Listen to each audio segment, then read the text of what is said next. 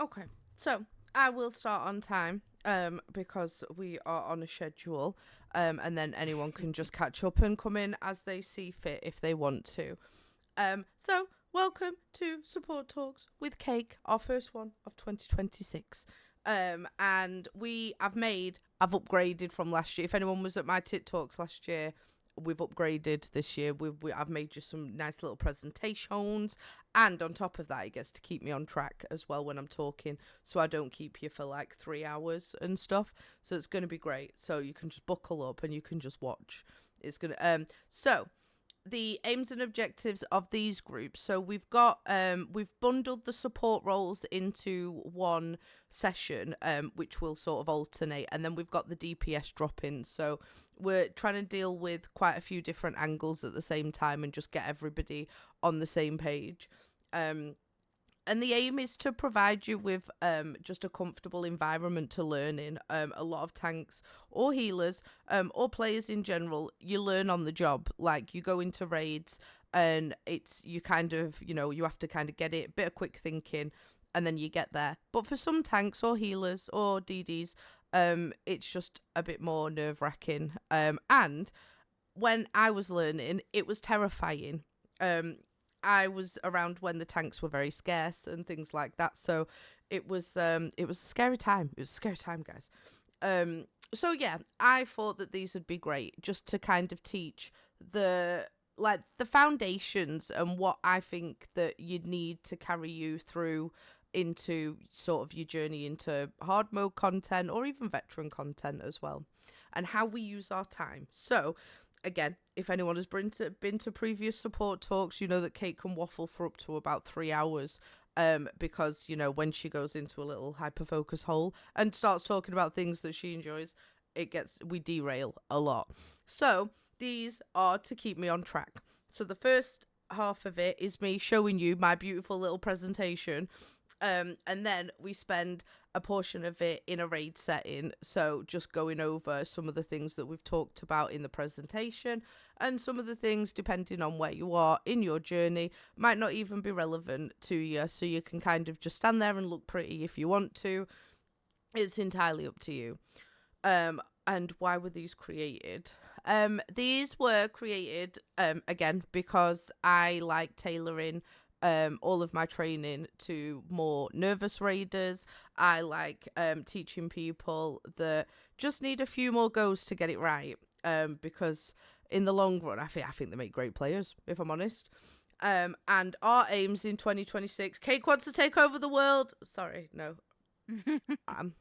No, it's okay. I'm not. That's my God complex that's leaking out of me. I apologize. We are aiming to try and get as many raiders as possible, accessing whichever level they feel comfortable with, whether that be normals, whether that be veteran, or whether that be hard modes and things further on as well. The dog decides that she needs a drink. Give me a second. We can't hear it that badly, Cake. Go on. Oh, really? Oh, thank God. Yeah, I it's don't on know our what. repo. So our aims in 2026 is to try and help, try and advise, try and support, and provide as many learning opportunities as possible in order to create as many sweaty raiders as I can.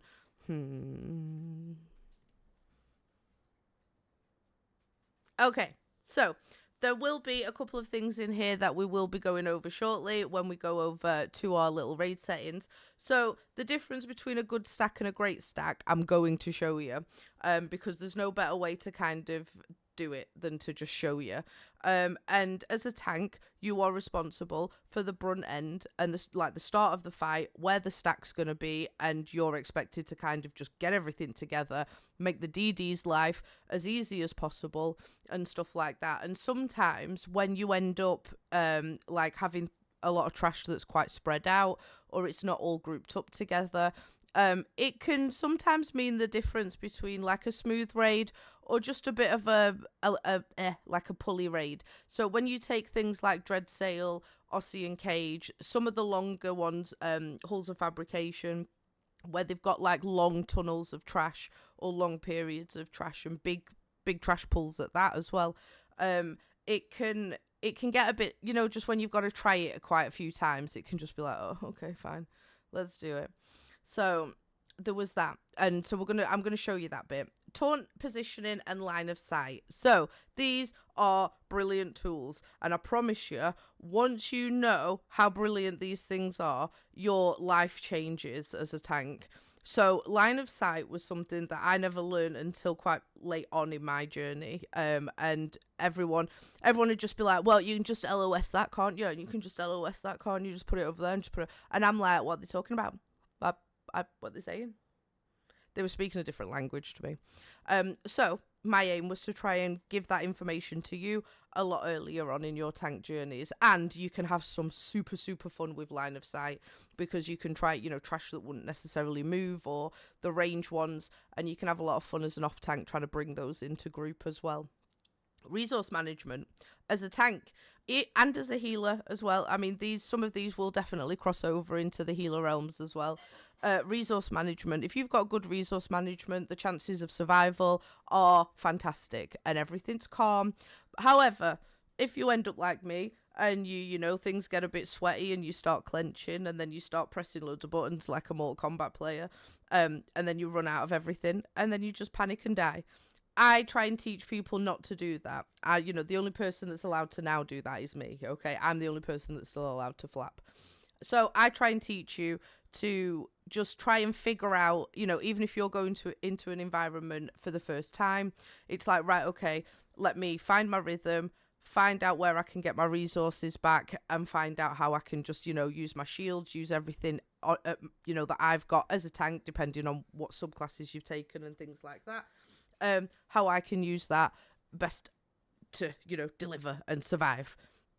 The importance of counting down. I know that Karma told us a wonderful story the other day, and the importance of counting down. And some people think I get a little bit arsey about telling people to count down, but when you're looking in a raid setting and you're going in to start a fight, your DDs are pre-buffing at whatever level they pre-buff at. That's a big range that we'll get onto later. But everybody's doing something. Your tanks are casting shields. Your tanks are doing this, to make sure that they're going into the fight in as best way as possible. So you can go into places like Lucian Citadel and you can literally stand there and not count, don't cast anything, and just, you can kind of role play somebody catching you off guard and ninja pulling, and you've not got half the things and you're not half as comfy going into it. So we do try and force the importance of a good countdown as well, and that's not counting 3, taunting, and then saying 2, 1 either, because later on in your journey, the people that have got a whole other sets as pre-buffs, their eyes will start twitching, and then you'll end up doing a currymator and being stuck on pre-buff forever. Okay, so that, and then there's that. Next slide.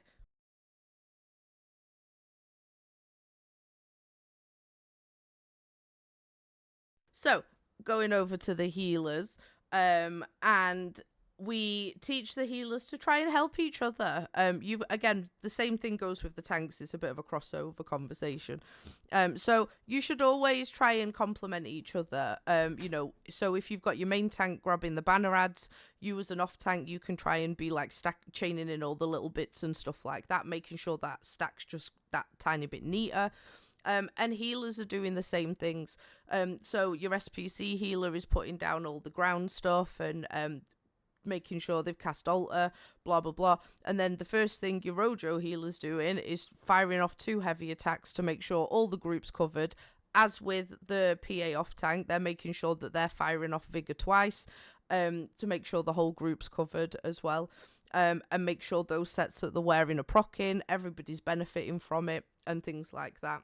And then the healers will have like a general advice session as well. So I don't know, I think with the exception of our wonderful Sophie, I don't know whether we've got any other healers here, but if we have, and there are any questions that you need to ask, please do not hesitate to do so. And then next on our nifty little list is SPC versus Rojo, and Rojo versus Slayer stacks. So in training, you'll notice that my rosters are kind of, I try and keep them as generic as possible, which can be a bad thing. And we usually use an SPC and a Rojo setup, only because when you get comfy and you get more comfy on your rolls and stuff like that. You end up, as you climb the ladder, you end up with Slayer stacks. And again, that's down to your raid lead to kind of advise you what you're wearing as a healer, as a tank. I'm just here to teach you the foundations of being amazing. That's it. Okay. And for healers, like, numbers count for you guys too. I know you see everybody, you know, rubbing the dick over the damage people and stuff like that. The healers do the same thing. Like, there is definitely a number crunch for healers, and I enjoy sort of comparing it and advising everybody and, you know, things like that. So if you ever have any logs that we need to look at or you want help with, please let me know. I've got people that are far more clever than I am, that can do all of that. I'm just the social glue that holds everything together. And then the last one on our list is food for thought. So this one goes kind of across the board. And as we go along through like the different sessions and stuff like that, you'll kind of learn that like your food matters. Depending on where you are in your journey. Again, if you're in normal raids or you're learning, the best thing you can do is have the knowledge to kind of prep you for further on down the line. And I will completely butcher it. So getting Jacob's message up. And I'm here. Okay, so it would just be the stuff that applied to the healers, which I was just going to try and glance over because the DD's one is next week. So, and I know that the first chunk is kind of like healer stuff. I'm sat there going, I feel really called out reading this. Okay, so I'd say there's a big issue with food in the game because it doesn't really explain much about like power budget as far as consumables go. Wait, do you want me to go now? Sorry. Yeah, I'm like zoning out. Okay, no, okay. Like literally, you could start. You started talking. You can finish it now. That's it. Okay, I've sat here. So, like, there is like a power budget for each item in the game that's like consumable, right? Like, they need to find a balance between how much of each stat it can give you and like still be fair compared to other foods. So there's no food that's like miles ahead of others. I would say healing is a strange one because you do tend to swap food far more often than you would as a DD. It's really honing in your sustain as a healer is incredibly important because Pearls is such a valuable mythic and it provides obviously major heroism. I think major heroism is what, 3 ult a second? So it is a significant chunk of ult that you're generating, and usually as a healer you're on some sort of support set, so whether that's Pillager or Master Architect, something that's reliant on ult, sometimes even Sex. So having your sustain like tuned in very finely is really important. Buy stat is my food of choice. You can use pickled fishbowl as well, another buy stat food that's slightly better, like very, very slightly better than the blue buy stat, but either way you'll be fine. This also is assuming that you're running Atromundus because that's usually what I prefer as a healer, just it gives more sustain.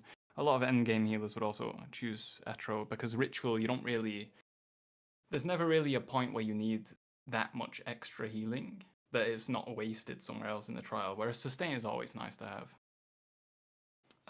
Again, you can alter food, so I would go with like Ghastly Eyeball. Healer is a different one though, because gold food is actually somewhat valuable. Same with tanks, with Oz Augurs, I suppose, but healers have Clockwork Citrus Fillet, which is just a stronger version of Witch Mothers. Witch Mothers is also a decent option. So healers have some good options. I would always prioritize higher max mag on any food. So try and stay away from health on food if you can, other than like buy stat. Just because healers can get health in other ways. Some people slot One Piece trainee. I know there's like druids, the crafted set that gives a health line. You also have like sets that give you health sometimes. I believe PA gives you some health. So you're never really in need of the health that food provides. Which is why if I'm looking for sustain, I usually try Ghastly first, because it's just max mag and max mag recovery. You're not wasting some of that power budget that I mentioned before on health. So you get more sustain and you have higher max resource, which equates to basically higher healing, right? Because resources are part of the calculation for weapon and spell damage. But that's basically it. There's not really that many scam foods for healers. I would say stay away from bewitched sugar skulls because usually you don't need usually you don't need the extra stam that it provides, and you lose out on the max mag, which is buffing everything else. I feel like I can hear your eye twitching every time you watch my stream now. No. I think foods like that, like there's still a use case, but I'd say like if you're really trying to optimize, right? Like if that's your entire goal with your setup, then Bewitched is a comfy food to use because it does allot you a little bit more max stam, max mag, so you can cast stuff. I know it used to be used on like DK with Talons, if you played like stam DK, because Talon spam was so damn expensive. But other than that, I would say like for healers, you can usually get away with sustaining like Vigor, which is usually your only spam. Spammable. Sorry. That is Everything a else is mouthful. mag. I've got a question. So, Mhm. if because somebody asked me a great question the other day, and it was about bridging the gap between sort of veteran players and then into hard mode and higher content. And if there was anything that, you know, like you kind of go, what would you say to like the you that was just starting out, if you had any advice for anybody? For healing specifically, do not panic. It's very, very, very easy to blame yourself if someone dies, right? Because you think, oh, I'm the healer, I should be healing them. That's not always the case. DD positioning, I would say, accounts for 90% of deaths. And healing in this game is very proactive. It's not really even close to it's not really close to how WoW does it or other MMOs or even like other games in general. Healing is always something that's reactive. So if someone's taken damage, you need to heal them. That's just not the case in WoW in ESO at all. You need to sort of see where people will be stood. Potentially, oh, my tank might need a synergy at some point. I'll send them a synergy if they're out of group, for example, or you're sort of layering your hots. That's the biggest thing. So don't panic if people die, because usually it's not something that you could react to, or it's them just being out of position. And second, put a massive priority on layering. You need to build pots. Your role as a healer is you're a support bot, realistically. You're there to provide buffs so that the DD's ego gets stroked. You're not really there to actually heal anyone. Like your job it's a thankless job. So only focus on really layering stuff. You can build up in a certain way where you're less reactive with combat prayer, because that's the big thing why healers struggle with sustain when they're first starting out. You only really want like around a 10 to 14 CPM on combat prayer for buff up times. Everything else can be like Illustrious is down, Radiating is up, Vigor is cast, moving around, so you stack it on like the left Slayer stack and the right Slayer stack. Or even if you're not using Slayer stacks, just move to the left of group, cast it, move to the right, cast it. But yeah, it's more about layering sort of a cake, so to speak, right? Like you're slowly building it up. I've had too much coffee, sorry. That's Go all on. good. What is a Slayer stack? A Slayer stack. So, Jacob, could you explain a Slayer stack? Yeah, so you have two ways in this game, two primary ways I would say that are used commonly to get Slayer in this game. And that's one of the strongest buffs because it's like a flat 20% damage buff. You have Rojo, which I'm sure a lot of people have heard of. It's like kind of the easy way. It doesn't really depend on positioning. It's two support sets. Yorvold combined with Roaring Opportunist from Kynes. Roaring Opportunist provides the Slayer, but Yorvold's extends it. So your uptimes are around like 70% at max. Slayer stacks are ultimate sets that you consume ultimate similar to how Sax works, which I feel like is the more commonly known set, where Sax, based on the amount of ultimate that you spend when you cast your ult, you give the group Force, but instead of Force you give Slayer, and Sax at 500 ultimate gives 33 seconds of major Force, whereas it's kind of it's 10 to 1 with Slayer. So if you have 500 ult, that's 50 seconds of Slayer. This is like really, really nice in like medium speed fights or really short fights, because you can get 2 people on those sets. Usually it'll be one of the healers in like Master Architect and one of the DDs in War Machine. And they'll stand on different sides of the group because those sets do not smart target, unlike Roaring. So if you heavy once with Roaring, it'll hit 6 people. If you heavy again, it'll hit the other 6. But it picks those other 6, right? Which guaranteed, because it goes, okay, these 6 have the buff, so the next heavy will proc it on these 6.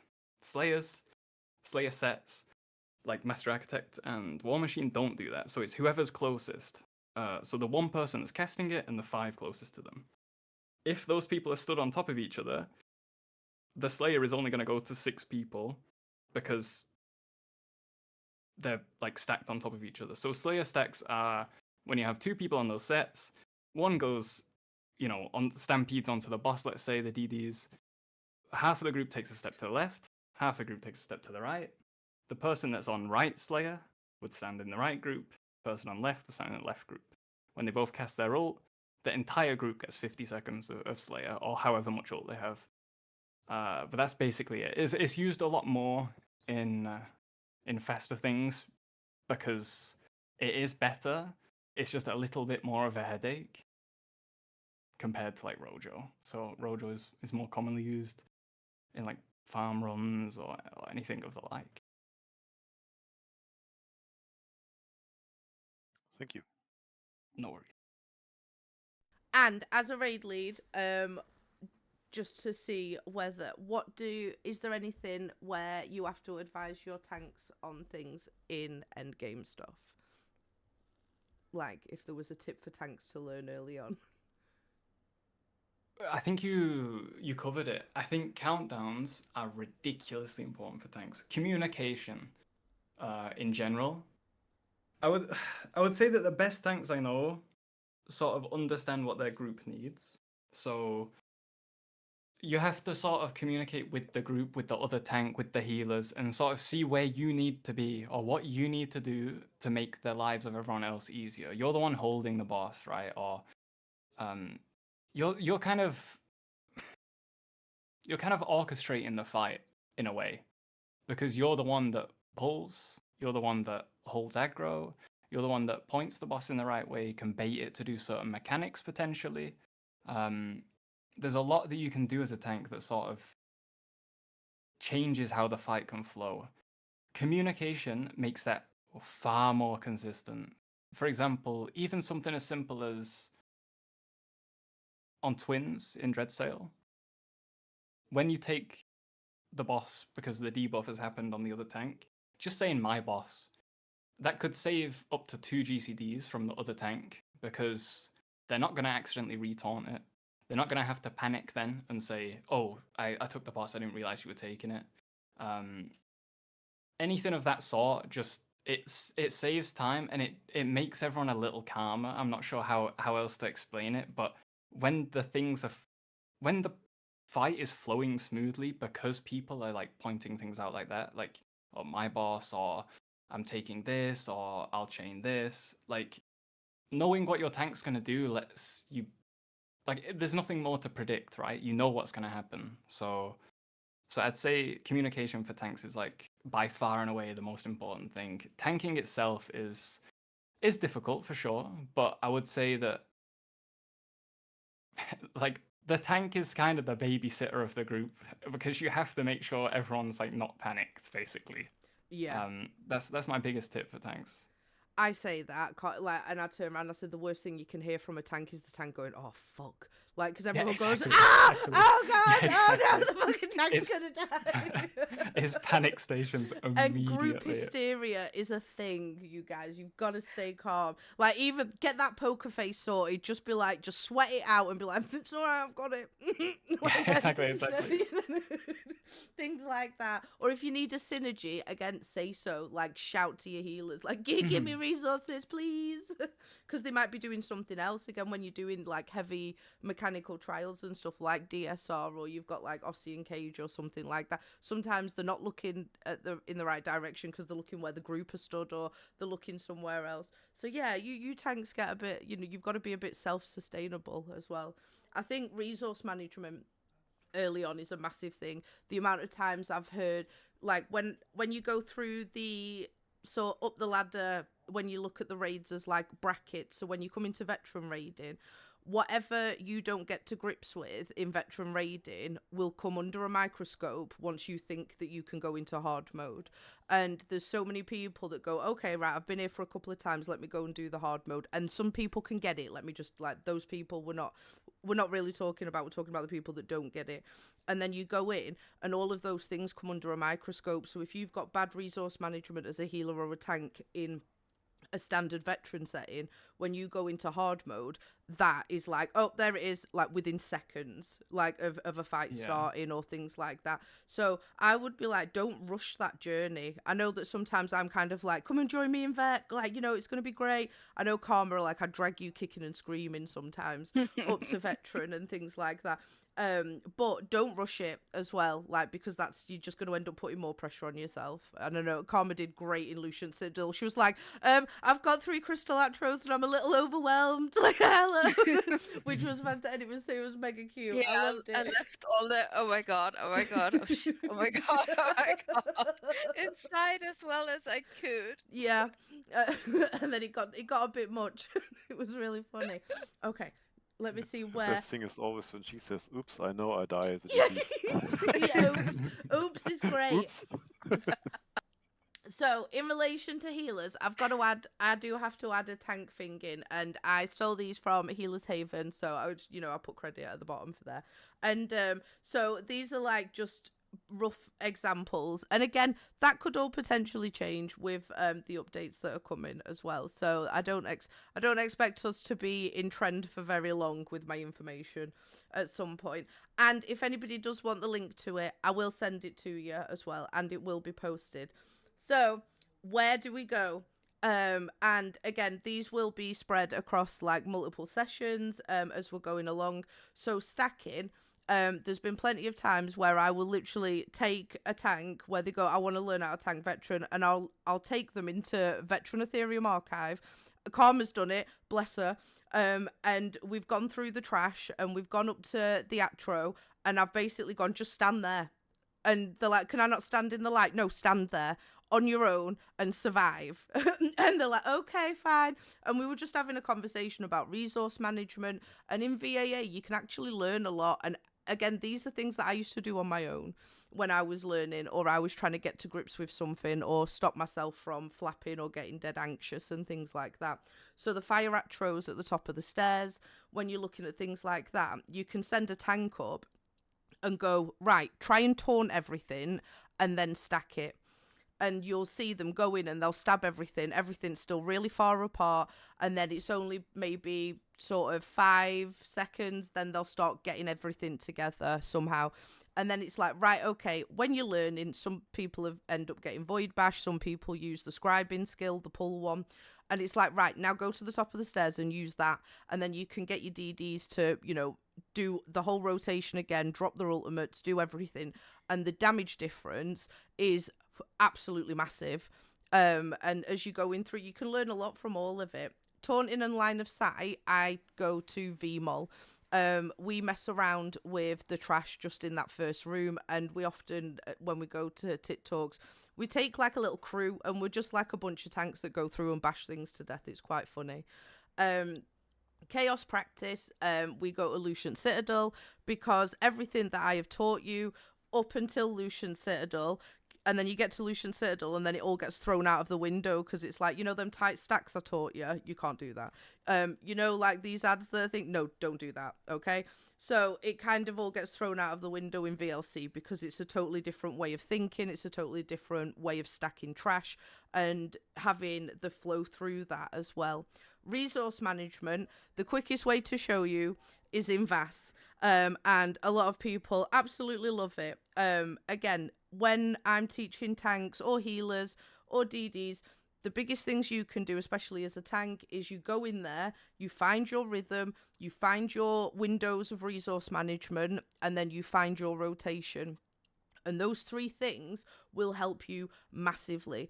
And I find that in Asylum Sanctorum, when you stood in front of that wonderful dragon thing, he's got a breath, he's got a couple of claw attack things, and you've just got to manage it, and that's it. And it's out of all of the raids, when I look at them as a setting and a training setting, it's the one that's slowed down the most. And you can literally stand there and go, right, you stand out of that. You don't need to stand in that. And while he's doing that, there's your window of resource management there. So you can wind up that heavy attack, and you should not have any problems with resources in here. Oh, look, he's going to start throwing hands at you. Roll dodge it. There we go. Now then you start weaving your rotation into it. And it helps the tanks just a bit easier to do it. And they've still got that pressure of being in a veteran setting as well. You know. And starting your journey. So as we go along, I'm going to be like, okay, so depending on what kind of tank or healer you are, depends on what you bring to the table, how you're going to manage either trash or, you know, whatever you're doing, keeping the group alive, and how you're going to help. And recovering from chaos. I promise you, we've done it. We've recovered from so many bad things in our time at ETD. It has been amazing. And I've got some great memories of doing it. And then we will go over, it's more sort of, I would say it's more towards the DDs, but it's the evolution of like the pre-buff stuff. So when you're in normals or veteran, your pre-buff as a tank is just, you know, maybe casting your shields, popping a few skills. Again, like DDs do, you're just saving time and prepping yourself to go into that fight in as best position as possible. But also as a tank, it ties in with counting down properly, because if you want to go up the ladder, again, your DDs are in a completely different set. They've got a switch set, so as soon as you're counting down, they're getting all of these things ready. And especially if you're going into like high-end content, those seconds matter. And if you're stuck on pre-buff, again, like Currymater, bless him, like the world ends, you know, like, and nothing gets done. And we will be going through reading your raids and finding, you know, depending on what level you want to raid at, depending on where you're learning or what your personal goals are as a tank, as a healer. And it's about reading them. And there's plenty of times people from training raids have gone into like farm runs. And one thing that they have to adjust to is the speed of everything. And a lot of them are like, oh my God, and they can't catch the breath because they're used to me waffling for 3 hours in training and being like, let's have a brew. Let me tell you about this mechanic. It'll be fine. And then taking that step into the farm runs and having that quick speed and being able to swap between your boss setup and your trash setup and all of those things as well. And then the prog groups and the score push stuff. I kind of think you need to have done like the beginner and the training raids and the vet content and a few farm runs before you even remotely start looking maybe at prog groups and score pushing. And then score pushing is like, you know, the upper echelons of raiding society, which is it's fun, but it's like chasing perfection stuff. I love watching it, but me, you know, like I'm not putting my foot in that pond. Nope, my anxiety. And I love my little duck. Look at him. And then basically I've worked really hard on this presentation, okay? I was nervous. I was like, I want it to be the first session back, be great, okay? So then as future sessions go on, we will have sort of like open discussions if it gets a bit bigger. If anyone's got any logs and stuff, again, we went over that. You can just bring them to here. whenever we do these support sessions, and you can kind of go, hey, can you take a look at this? Can you give me any pointers? And on top of that as well, Sophie is always around to help people. I'm sure Jacob wouldn't mind a few more people sliding in his DMs as well. You know, there's plenty of people that are literally, we just want people to raid, like, and we will literally help everybody as well.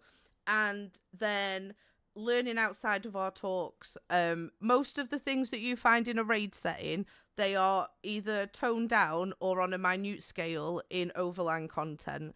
And I basically say to our tanks and healers, go and see if you can find them. You know, if you've been in Sanity's Edge and you know what a Wamasu charge looks like, you know that they're out and about in the world somewhere, go and find them.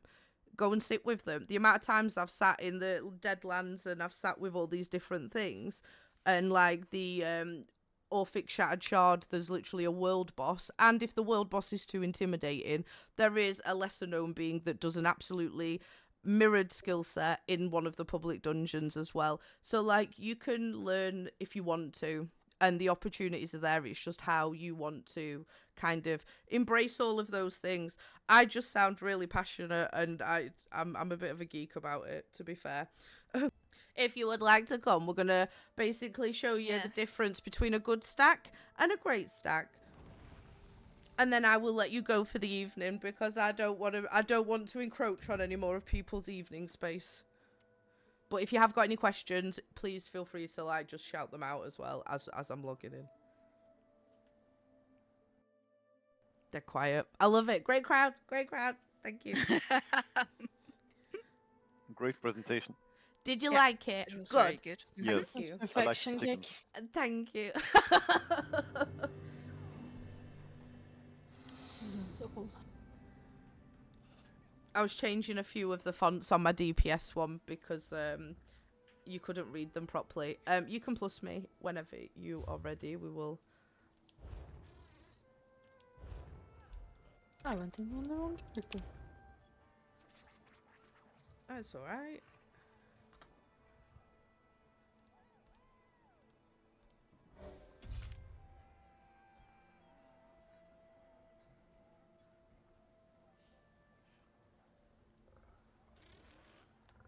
Oh, let me go and get me a little map.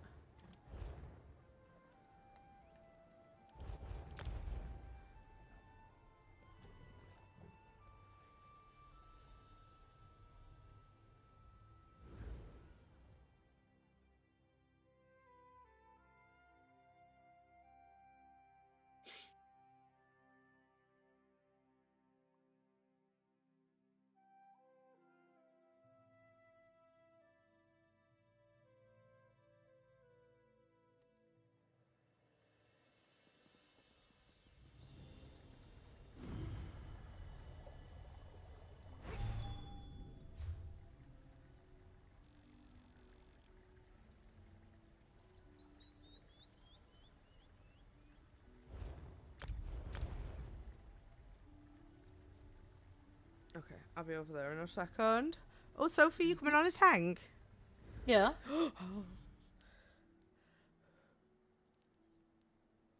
This is basically saying that I should come as a healer because I need the training. No, absolutely not. You do not need healer training as a healer. You're in Rockgrove and other shenanigans like that. Like you, I'm not questioning it.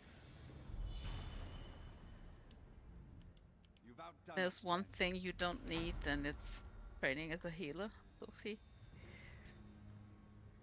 She just needs Can to always learn believe in something new. herself. Yeah, absolutely. Hard to do. Rocker has won twice.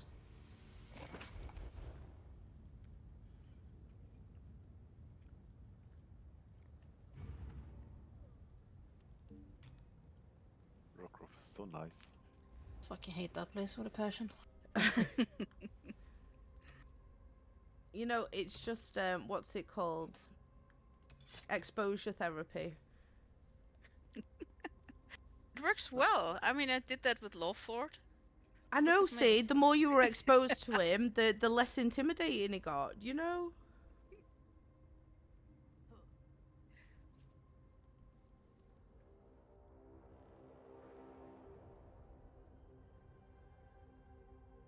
I hope to finish the hard mode one day. In Rockgrove. Yes. The step up from normal veteran to hard mode on the first boss, that was interesting. That Many one's things I could just bearable, block. I think. Yeah, that one's bearable. Look how pretty I am, though, Kick. Look at me. I love it. Look at that beautiful tank. We've got some nice supports at the moment, to be fair. You did super well. Have you got your frost cloak? Of course I do. There it is. Think I would go anywhere without it? Absolutely not. Right, okay. So, what I want to do is go through this door here. Now, when we get to the top of the stairs, what I want you to do is make sure you've taunted everything. So, we do it one at a time. Make sure you've taunted everything, and I don't want you to use any sort of pull at all. So, just pretend you're a brand new baby tonk, fresh out of, like, you know, Craglorn or whatever, and you just, like, panic taunting everything, okay? Who's starting? We'll start with you. Ella. Oh, okay, shit. Okay. Shouldn't have thought. I should have been silent. I would have picked on Ella if you didn't say anything, just to make you feel better. You didn't count. There, see? I don't- What we were just talking about in our presentation, the importance of counting, you guys. So, you can kind of see with everything that's everywhere, it got to like, what, 2, 2, 4?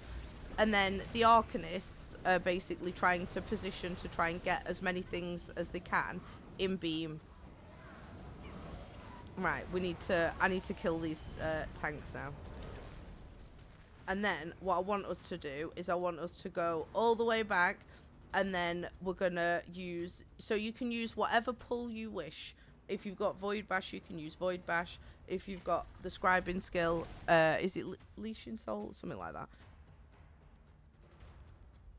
One of those ones, you are more than welcome to use it. They will just like kind of reset.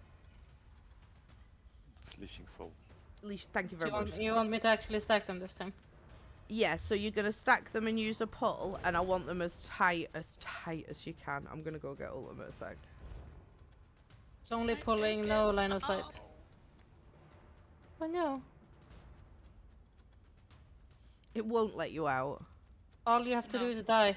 Yeah, you can Yeah. just I'm don't. doing nothing. Yeah. Kill I'm yourself, doing Karma. nothing. Kill Finally. yourself. In game, please. Only. And then it should let you back through the door. Oh no, it still counts us as in combat. That's no, funny. there we go. Come Mm. out. Right, let me go get ultimate, and then we'll do it all over again with a pull, with a No. decent pull and a countdown, please.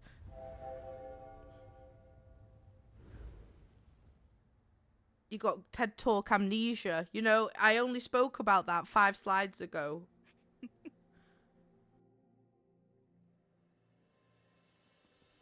I'm alive. Ooh.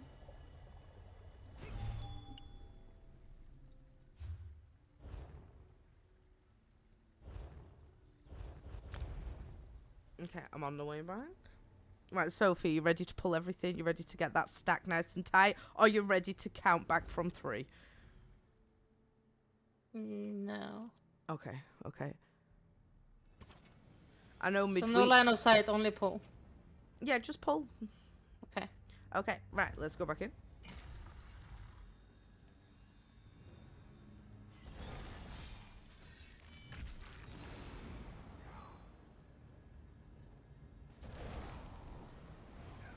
Three, two, one.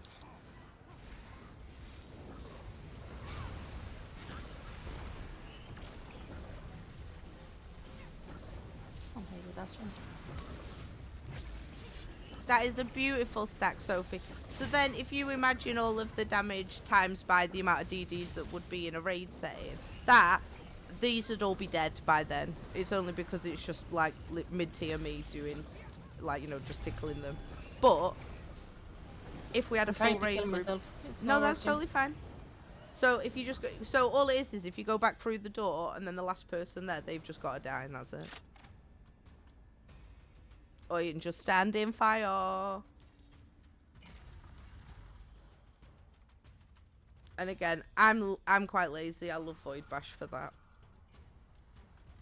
Yeah, but that means I have to go to Wettershon, and that's Yeah, but you meh. only have to go in on normal. Like But again, I don't want to you only need it for.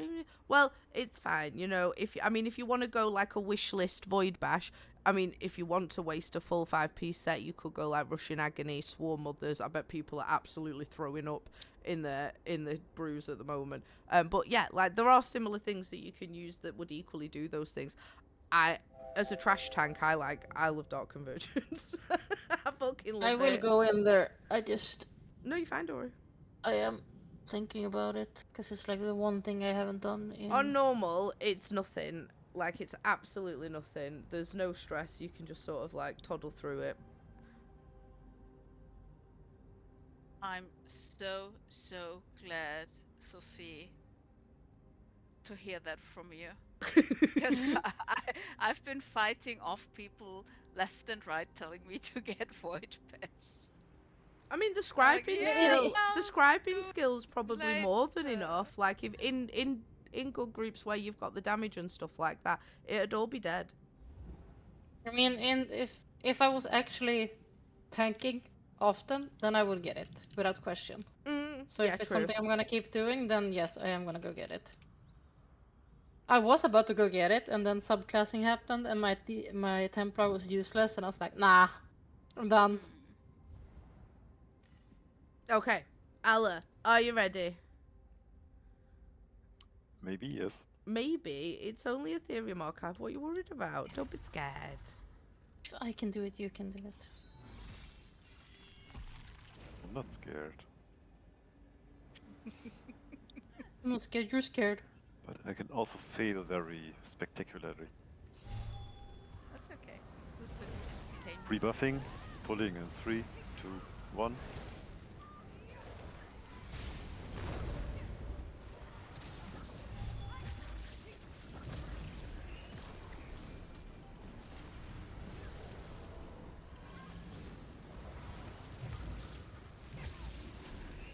Is that you dancing with them?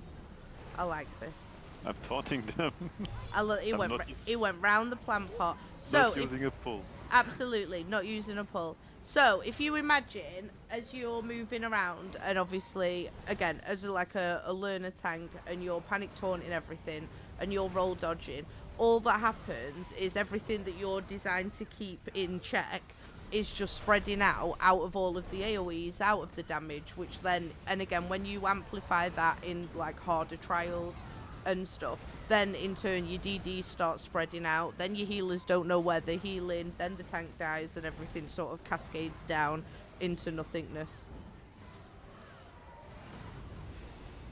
And then you've got a lovely stack.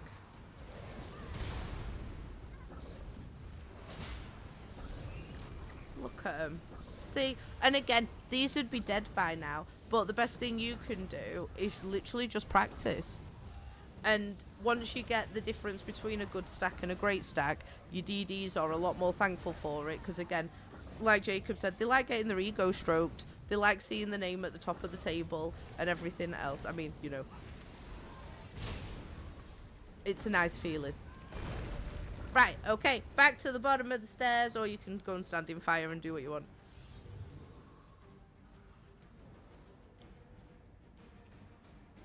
Oh god, I got the wrong one for vigor. Ugh. That's okay. Sometimes. Not the best if you're doing PA.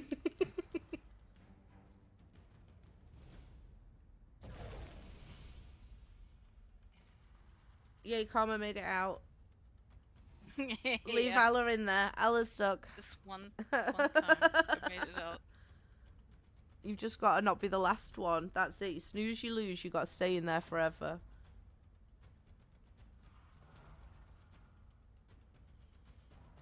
Okay. And then once Alla's back, Karma, are you going to show me a great stack? Let's see. I'll give my best. Absolutely.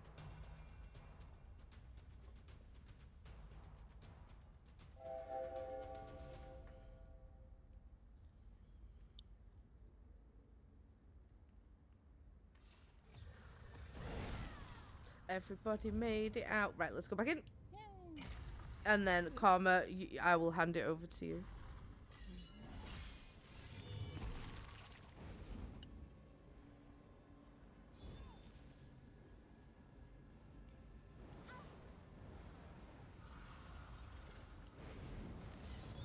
Run. Moving in 3, 2, 1.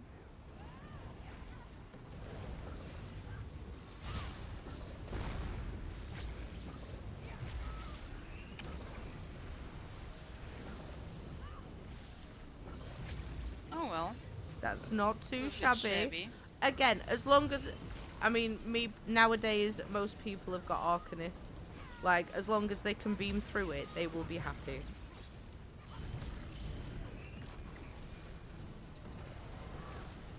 I'm still lazy and love Void Bash. It's just, you go in, one bash, everything's done, and then it's dead. Yes. Yeah, absolutely. I mean, for places like this, it's just very convenient. Oh, in Craglord, it's fantastic. Yep, second video sucks. The banner at the trolls can be pulled. Mm.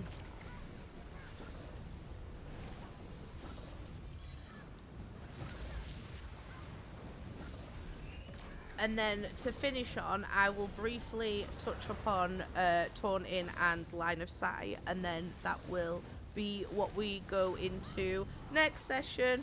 You know, leave you on a cliffhanger. Oh, it's not a cliffhanger, is it really? I'm trying to be dramatic and theatrical.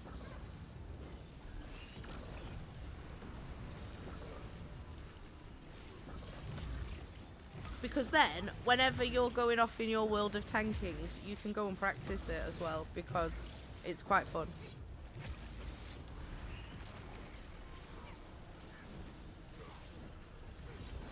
With the exception of Aussie and Cage. Did Allah kidnap one? He kidnapped one and held it in the corner. Oh my god. I did want it, so. He stole it. He stole it. He stole it off you to see if you'd notice.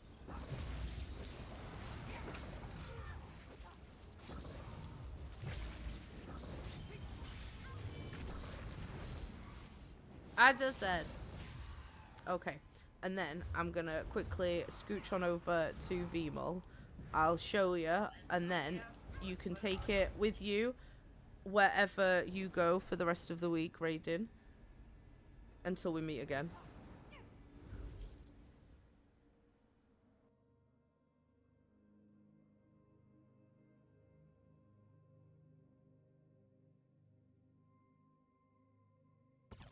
Absolutely fantastic.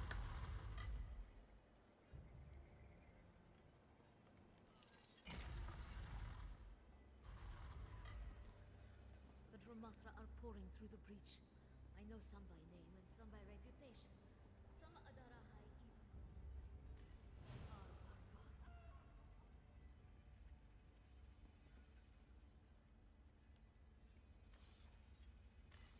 Be cautious and keep watch Right, of this okay, so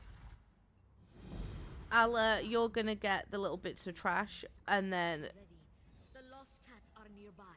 Be wary. we'll let Sophie practice, because I know Karma's done this quite a few times. And then Sophie, you can chain in all the little bits that Allah misses. And then once we've killed the trash, we're gonna take a step back and let the ads come in.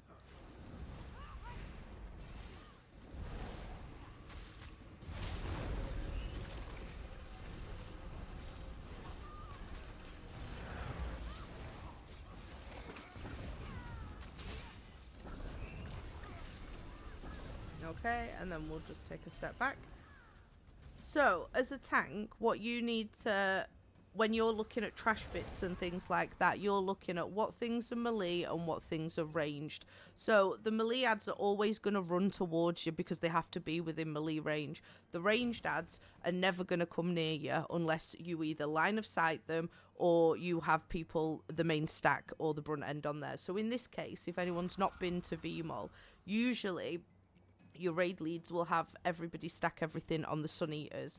So, Ella, what you'll do is you're going to grab the Shadow Guard and the Sun Eater, and then Sophie, you're going to grab the Dreadstalker. Now, there's two things I want you to mess around with here. So, the first one I want you to do is I want you to run in towards the Dreadstalker, taunt him, and then run all the way across to the other end. And then your aim is similar to like Bowls, is you've got to get that Dreadstalker as close to the Sun Eater and the Shadow Guard as possible. And then you'll have like Cake's Golden Star. But also as well, another thing when it comes to line of sight, is if you taunt at max range. So as you move forwards and backwards, you'll notice that when you come into range, one, your taunt's going to highlight and go, oh, hey, I can taunt this. Now, what happens is if you taunt at max range and then you step out, you are basically forcing that ranged ad to move. The next thing that it has to do is move to get within range of you. So what you do is, rather than get it to role play and shoot a few arrows and, you know, potentially channel a load of abilities, you're forcing it to move and then it will start channeling. So what you do as a tank is you try and force it to move into the stack, and then it can start role playing and doing whatever it wants to do, because by that point your DDs have got hold of it, everything's burnt down and everything's gone. Okay, and then the Sun Eaters obviously will drop a negate. Now again, for tanks, you've got a bit of wiggle room to get out of there, because there's not really much, unless you've got Magicka skills, obviously. But yeah, you've got a bit of room to maneuver, so you can kind of just pull anything out if you needed to. Okay, our aim here isn't to kill it, but it's just so everyone can kind of practice just having a look at, one, you going up close to it, taunting it, and then moving, and then taunting at max range. And then once that's happened, then we'll reset and then let everybody else have a go. And then I will let you go for the evening, okay? And you can go and practice it on your adventures for the next 2 weeks. right, whenever you're ready, Okay. I'll... Yeah? Oh, we can do that later as well. Yeah. Because there are a couple of ranged ads that have a shield, and if you have a projectile taunt, they're reflected. Yes. So, And it's... I can never figure out which ones are those. So I'd have to have a really long hard think, but the first ones that come to mind when you mention it are the ones in Halls of Fabrication. And in that case, you kind of have to go up to them and taunt them, and then just know that you can range taunt the other ads and then pull wherever the stack's going to be and things like that. Usually the ones that are reflecting damage in Halls of Fabrication specifically, if I remember properly, they've got a fire shield around them so that it looks quite flamey, and that goes for all damage, that it kind of reflects it back at them as well, so it's not just you. So I think in DSR there are some as well. Is it DSR? Yeah, I think so. Have you got an example? Because I don't remember. Hello. Hey, Skogs. Hello. Um, Yeah, I had it a couple of times when you run up that hill. That I couldn't grab certain. I don't remember which ones.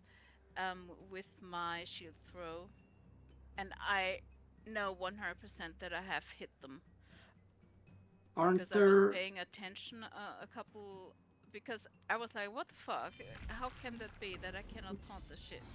But there's and a I serpent saw it- tongue there, isn't there? Think of any other place no, where it's you the run up ones and where down. you're going up the bridges, the rope bridges, and I was wondering whether or not the elevation or the angle had anything to do with it, or Maybe. whether range had anything to do with it. Maybe. There are some things that get summoned in after. So Yeah, like, so, you know, like, in Kyne's Aegis, after the first boss, you've got them two tide breakers, and one of them's behind a barrel, and I always tell the tanks to taunt the middle one, because then once you've taunted the middle one, the one will come out from behind a barrel. But if you try and taunt the one behind the barrel first, the taunt doesn't go off. You have the animation and everything else, but it just doesn't hit, and it just doesn't register as well. So it could be something... that has happened Yeah. to me before, I think. Okay, well, we'll definitely take a look at it as well. And one of the other things that you can do, if you've got the ability to do so, is if you do go into DSR at any point again, is try and record it. Because again, like, the best thing to kind of review is like your POV and seeing it and being like, okay, right, we can see you've maybe done this, maybe done that. Okay, right. Alla, I'll hand it over to you. You and Sophie are gonna play bowls. Me and Karma, we're gonna stand here and be judgy, okay? Yep. Right, whenever you're ready. Pulling in 3, 2, 1.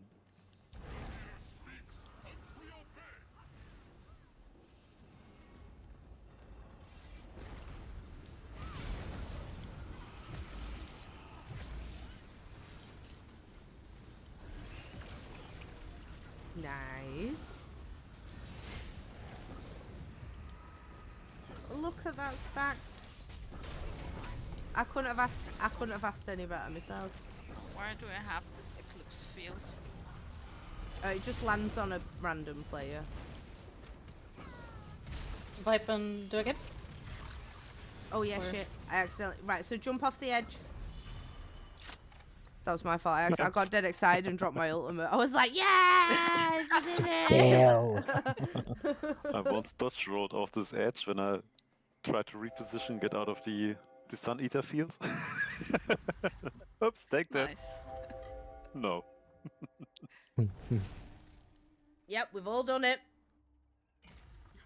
Because I was gonna ask there, going on that invisibility, isn't it the case like that? Is it Serpent Tongue that summons stuff in Yes. Dreads? Isn't the summon stuff basically not hauntable and so on? It's just there and deals damage. It just basically it goes away when you kill the summoner. Yeah, And so any of States tauntable, but I'm not 100% so the sure. Serpent Tongue itself is tauntable, but the replicas are just a waste of resources. Yes, that all goes Yeah. when the Serpent Tongue dies. The only one really that has like a taunt immunity is the Swashbuckler. After the Swashbuckler's jumped, it can't be taunted for like 7 seconds. Yeah.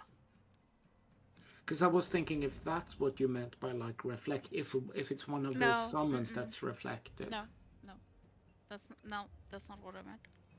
But yeah, that's a good idea to try to take a video of it. Okay. Alla, I want you to try, please. Sophie got a great stack there. You get a gold star. Alla, it's time to earn your gold star now. So, Sophie, you're going to taunt the Shadow Guard, stack it on the Sun Eater, prep that nice little stack, give your off-tank a nice little landing pad, and then away you go. Okay. Rebuffing. That's for you, Kick. Just you. Yeah. 3, 2, 1, go.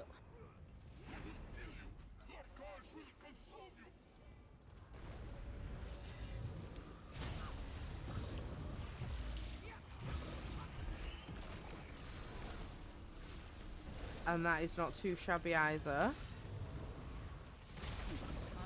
Look at that, look at that. And again, once you amplify this, you add, you know, your DDs, your healers, your buffs, your debuffs, all the other things that make raid groups great.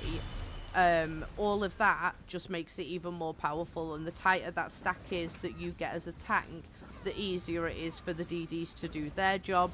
And then in turn, the easier it is for the healers to do their job. So they are all intermingling in one way or another, you know? Right, jump off the edge. Or you can stand. I think if you stand in silly and you die in there, you can kind of resurrect in there. But if you jump off the edge, you gotta go all the way back to the beginning.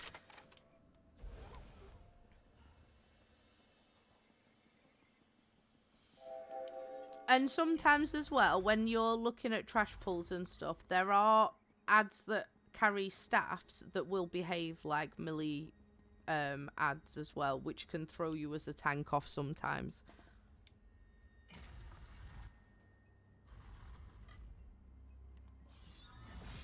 Yeah, I think I was off tanking the Dreadstalker and then walking backwards, so I didn't see the edge and just fell off. Yeah, I've done it. I've done it. Right, okay. Karma, you're in the hot seat. Alla, you can grab the Shadow Guard and stack it on the Sun Eater, please. Pre-buffing. Pulling in 3, 2, 1.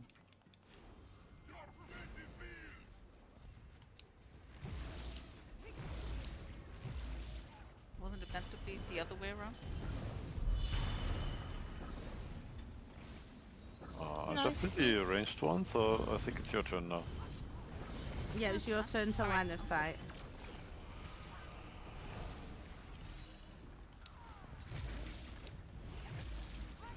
It's this one here, Karma. You want it? Cake, are you running through a trial with lots of tanks, or what? I'm trying to understand just Right by here. Yeah, your only 3 callouts. tanks. Yeah, no, we got 3 tanks. They're just learning. Yeah, because your stream is still on, I assume your PowerPoint. Wanna try again? Yeah, do it. Mhm. Just, yeah. Oh no, the repair costs. Oh, the repair costs. Wow. If you. No, please, no. Don't. That's the No? price of learning, you guys. That's the price of learning. Repair kit. Try Cool. hiding behind the statue, Karma. Okay.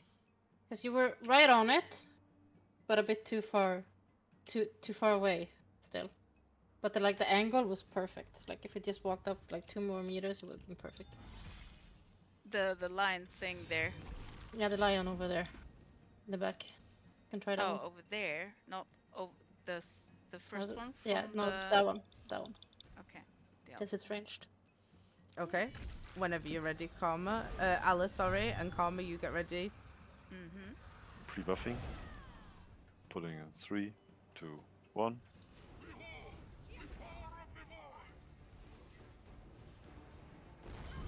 Oh, look at that. Nearly. And then if you want to move it even further, you can run the opposite way again. This way. The shadow weapon tree. That's it. So go head over there. Here. Yeah. So Bit too far, but yeah. yeah, so it will come and find you, but as soon as he goes into the stack, you want to try and just roll out and then rejoin your group. So as soon as your job's done as an off tank, and things like it, just you just come back, and then by that point you're just getting synergies, making sure if you're wearing PA is procced, all of those nice things. Mm-hmm. Can I do it again? Yeah, of course you can. Good. Let me just. If you jump just- off the thing. If you just stand in the if I was gonna say, I don't know whether the AoE would kill you fast enough, but if you die to the AoEs and stuff, you'll stay in here. You could also try if ally moves forward a little bit. Like the Sun Eater takes a step forward, then you don't have to double move, Karma. Because then it goes right into the stack, I think. Means I should range pull the Sun Eater. He walks like 1 meter forward. And that's about it. Okay. That's what I did when you lined it perfectly on mine. Okay, whenever you're ready. Okay. Pre-buffing. Pulling in 3, 2, 1. You see, like just 1 step forward, and then it's like he's doing mechanics. That's why he's slowed, stopped. There you go. Nice, Karma. Yeah.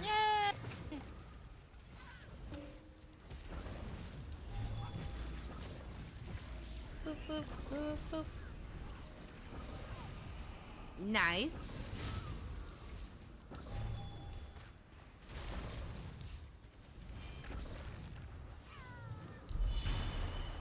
Whee. Oh, trying just to heal you. The edge was calling my name.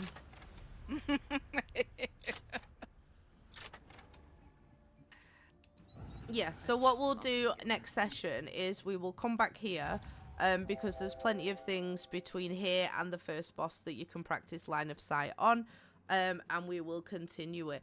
But obviously utilize any of the environments that you go into from here, and see what you can mess around with as well, and then bring your adventures back to me, and at least I know I've done my job right as well. Okay? You are more than Will welcome do. to come back in and try it again. I am just going to stop the thing though.